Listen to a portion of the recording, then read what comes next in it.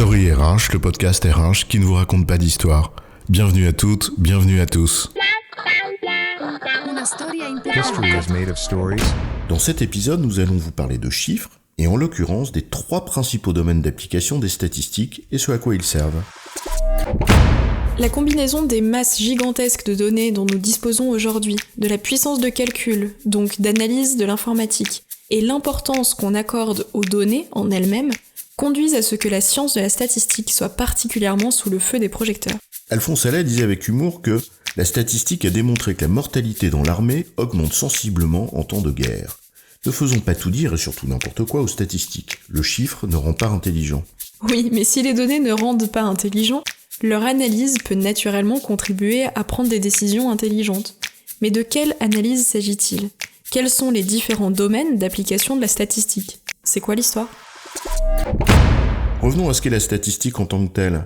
C'est, je cite Joachim Thorin-Siberne dans le journal de la Société statistique de Paris en 1956, l'ensemble des méthodes qui ont pour objet la collecte, le traitement et l'interprétation de données d'observation relatives à un groupe d'individus ou d'unités. Le champ de la statistique est vaste, mais on va ici s'intéresser à ce qui fait l'essentiel de ce à quoi un professionnel en entreprise peut être confronté en la matière.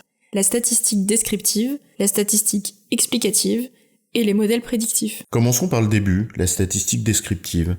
Sa finalité est simple, son nom l'indique, décrire ce qu'on observe. On va le faire à l'aide de représentations des données qu'on observe et aussi à l'aide de résumés chiffrés, des agrégats statistiques. Dans les RH, par exemple, c'est le cas d'une pyramide des âges, qui est une représentation graphique de la répartition des personnes par tranche d'âge, ou d'un salaire moyen, qui est un agrégat statistique. Ce premier niveau d'analyse peut sembler simple, et pourtant, tout l'exercice consiste justement à simplifier la complexité de ce qu'on observe, en étant le moins faux possible. L'enjeu réside un peu dans l'arbitrage auquel Paul Valéry invitait quand il disait que le simple est toujours faux, ce qui ne l'est pas est inutilisable. L'exercice est par nature délicat, ne serait-ce que parce que les biais sont nombreux, et aussi parce que les représentations qu'on choisit, comme la manière dont on les met en forme, avec des graphiques, des tableaux de données, etc., influent sur les interprétations. En effet, une simple nomenclature, par exemple, a des conséquences. Classer, c'est déjà faire un choix, plus ou moins contestable par définition, c'est pas neutre. Le deuxième champ, c'est la statistique explicative. Là, la finalité poursuivie, c'est d'utiliser les statistiques pour trouver une explication à ce que l'on observe. Et pour l'essentiel, cela vise à mettre en relation plusieurs séries de données et tenter d'y distinguer une logique, une forme, des correspondances, un modèle, puis de s'interroger sur ce que ça signifie ou pas. Certaines méthodes qui le permettent sont bien connues. Les analyses factorielles, qui visent à réduire plusieurs dimensions d'un sujet à un nombre exploitable, en perdant le moins d'informations possible. Puis il y a les régressions, qui consistent à mettre en relation une variable à expliquer, ton salaire par exemple, et des variables explicatives, par exemple le degré de responsabilité de ton job, ton ancienneté, etc.